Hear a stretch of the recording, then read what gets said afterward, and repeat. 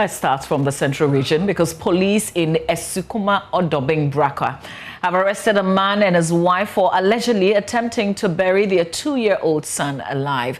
The couple say they were convinced by a fetish priestess that their 2-year-old child, who can neither walk nor talk, was a spirit child and had to be killed.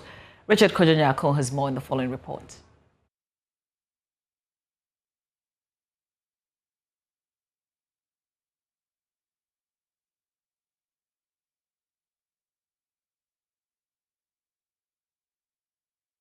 I'm afraid we'll have to bring you that report a bit later from our Central Regional correspondent, Richard Kojonyako, on this particular story. We have to move away from here as we'll return a bit later on in this 60 Minutes bulletin. Well, we're actually joined by Richard Kojonyako, who has details of this story.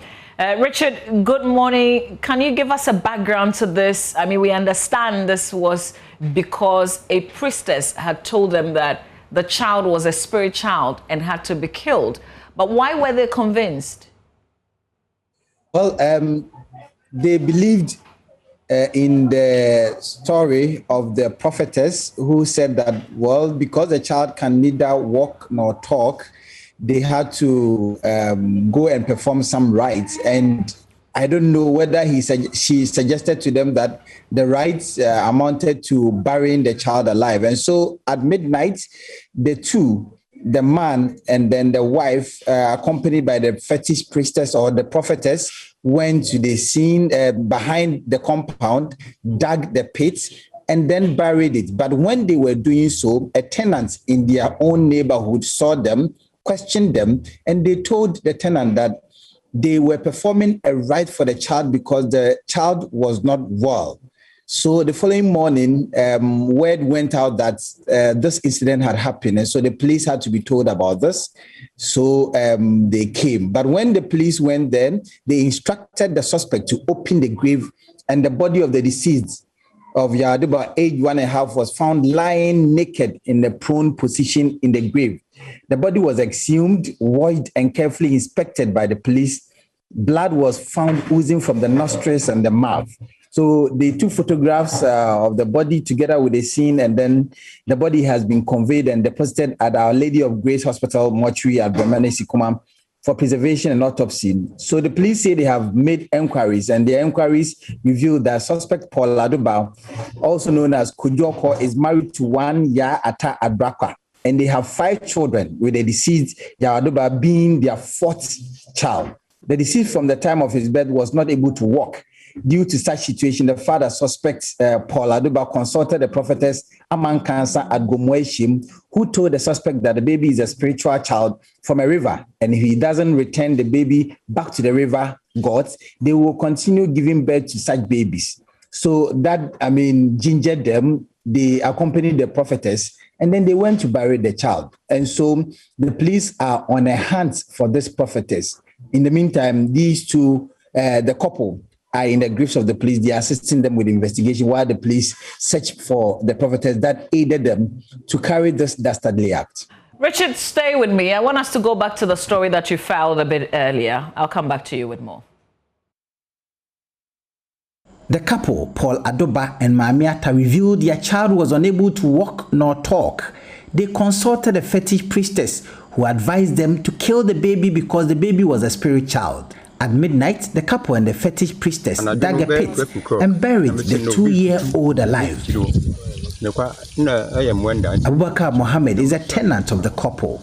He suspected something was not right and so woke up to the surreptitious movement of the people at night.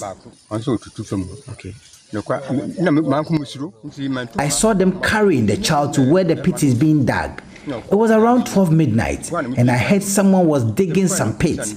It was awkwardly strange, so I got up to close my window. I saw 2 women and a man. The man was digging while one woman was carrying a child.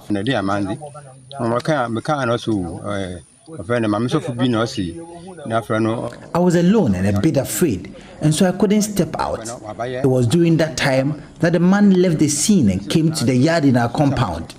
It was my landlord, and so I asked him, "What on earth were you doing at this time behind the house?" He replied, he came to perform some rites. He further explained that his child was not well, and a fetish priestess said they needed to perform some rituals for the child, and that's what they are currently doing. So I left them. The chief of Breman Brakwa, Nana Kofi Hamid, says the community is extremely surprised by the acts of the couple. Even though they have left the two in the hands of the police, some rites ought to be performed.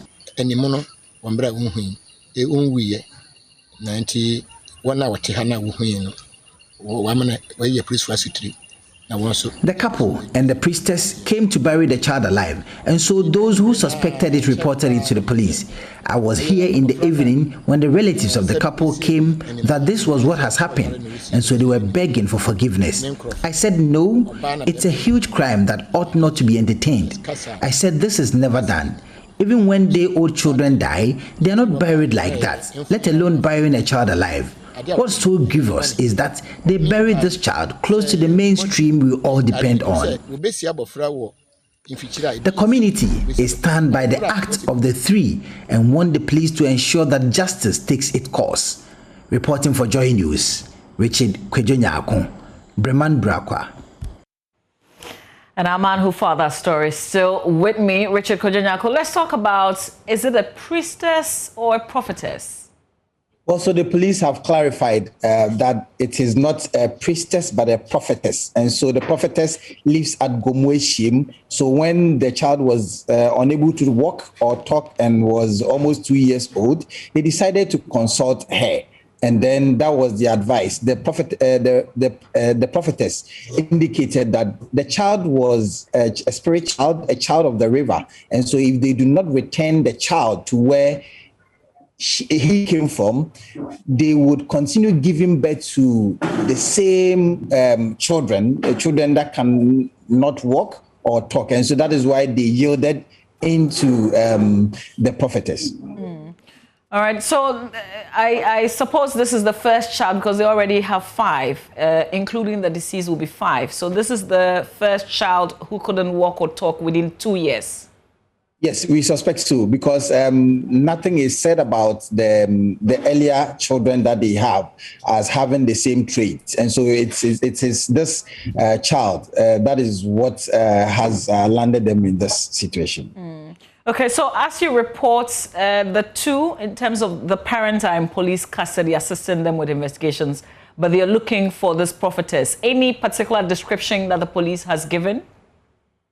No, they have not given any description to aid them in getting to the prophetess, but they have indicated where the prophetess is coming from, Gomweshim.